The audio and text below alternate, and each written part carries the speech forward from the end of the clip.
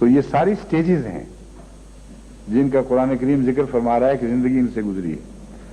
وَخَلَقَ الْجَانَّ مِن مَارِجٍ مِّن نَار، اور ہم نے جن کو آگ کے شعلوں سے پیدا کیا. دوسری جگہ قرآن کریم اسی مضمون کو بیان فرماتے ہوئے کہتا ہے من قبل ہی، انسان سے پہلے جن کو پیدا کیا من مارج من نار. تو یہ جن کیا ہے؟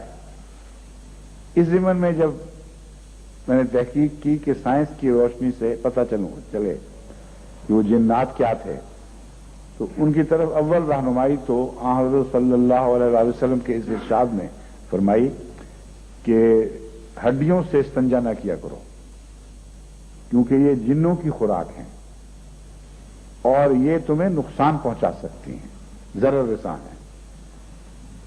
یعنی یہ مطلب نہیں تھا کہ نعوذ باللہ کہ استنجا کرو گے تو رات کو جن آ کے پڑ جائیں گے، جس طرح لوگوں کا خیال ہے. صاف پتہ چلتا ہے حدیث کے مضمون سے کہ جس وقت استنجا کیا جا رہا ہے اس وقت وہ جنات جن کی غذا ہے تمہیں نقصان پہنچا سکتے ہیں.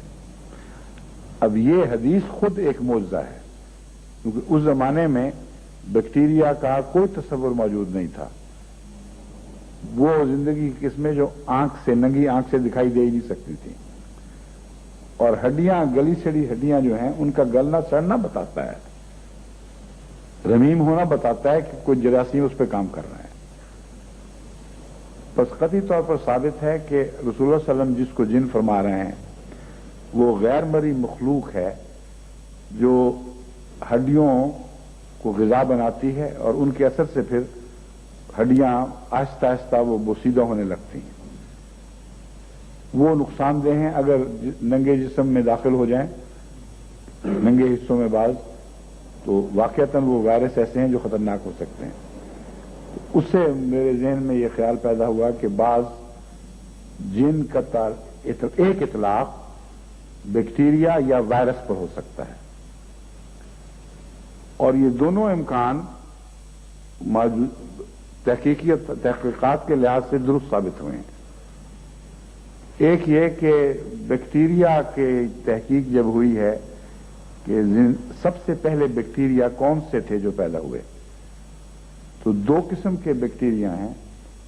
ایک وہ جن کا نیوکلیس نہیں اور پورا سیل پورے کا پورا ڈیوائیڈ ہوتا تھا بغیر نیوکلیس کے، اور ایک وہ جو نیوکلیس رکھتے ہیں.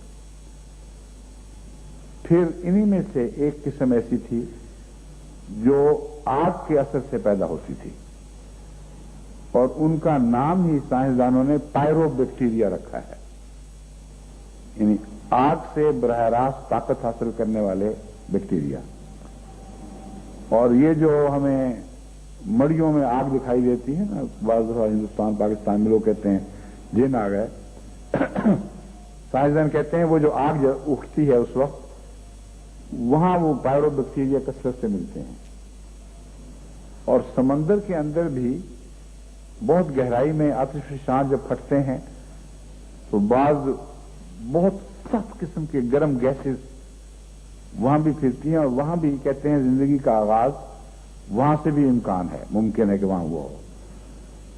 تو اس سے پہلے کہ انسان کی پیدائش کا آغاز ہوا اور وہ آگے بڑھی، وہ سلسلہ آگے بڑھا، قرآن کریم کے مطابق جنات کی پیدائش کا آغاز ہو چکا تھا اور وہ آگ سے پیدا ہوتے تھے.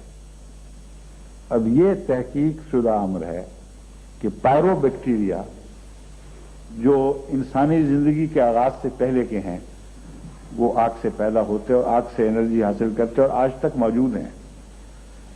اور اس سے پہلے جو آسمانی بلاسٹ چیز پیدا ہوئی ہے، خلق الجان من قبل ہی من مارج من نار، لفظ مارج ہے.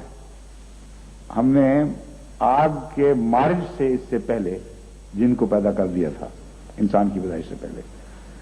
وہ جو مارج ہیں انہوں نے ہو سکتا ہے آغاز میں وہ بیکٹیریا یا وہ وائرسز پیدا کیے ہوں جو پانی میں گھلیں تو پھر وہ متعفن مادہ پیدا ہو سکتا ہے جس کی طرف قرآن کریم ذکر فرماتا ہے.